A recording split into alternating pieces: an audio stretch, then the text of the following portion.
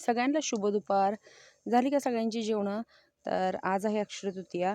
अक्षय तृतीया म्हटलं की सगळीकडे पुरणपोळी असते. तुमच्याकडे काय असतं अक्षय तृतीयाला ते नक्की मला सांगा. ह्या काकड्या आता चिरून शेळ्यांना वैरण करायची. सकाळी आत्याने मामांनी जाऊन काकड्या तोडल्या आहेत. म्हणजे निबर काकड्या त्या घरी आणलेल्या आहेत. आत्या आलेल्या आहेत पुण्यावरून काल बहिणीसोबत. 15 दिवसाच्या सुट्टीनंतर आत्या इकडे आलेल्या आहेत.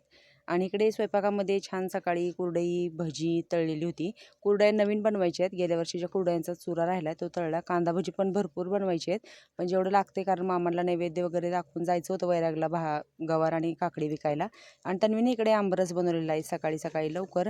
आणि आज मी काय गव्हाची खीर बनवली नाही. काल मावशीने मला शेवया बनवून आणल्यात गव्हाच्याच. त्याचीच थोडीशी खीर बनवली. पुरणपोळ्या खूप छान अशा मऊ झालेल्या. जास्त स्वयंपाक बनवलेला नाही आहे कारण काल आमच्याकडे थोडासा रात्री कार्यक्रम होता. आराध्यांची गाणी होती. मग ती गाण्यांना जे आराधी लोक येतात त्यांच्यासाठी बहिणीने बटाट्याची भाजी, वांग्याची भाजी, चपाती, थोडी जिलेबी आणलेली होती. भात असा स्वयंपाक बनवलेला होता. काल माझी पूर्ण तब्येत बिघडलेली होती. दिवसभर मी झोपून होते. आणि इकडे हे वांगं बघा सगळ्यांना खूप हे वांगं आवडलेलं होतं. शेंगदाण्याच्या कोट्यामध्ये छान असं नुसतं तेल घालून वांगं बनवलं होतं. आणि आत्ता मी बनवलेली आहे येळण्याची आमटी. येळण्याची आमटी तर सगळ्यांच्याच आवडीची आहे. माझ्या तर आवडीची खूप आहे. मग असं आहे आजचं स्वयंपाकामध्ये.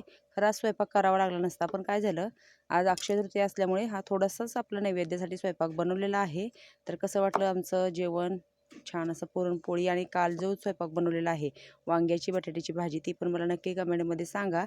आणि पूर्ण बहिणीने 5 वाजता ती इथं आली. 5 वाजता आल्यानंतर सगळा हा स्वयंपाक तिने एकटीने बनवलेला होता. कारण मी दिवसभर काल झोपून होते. नंतर दवाखान्यात जाऊन सलाईन वगैरे लावून आले. तर व्हिडिओ कसा वाटला नक्की सांगा.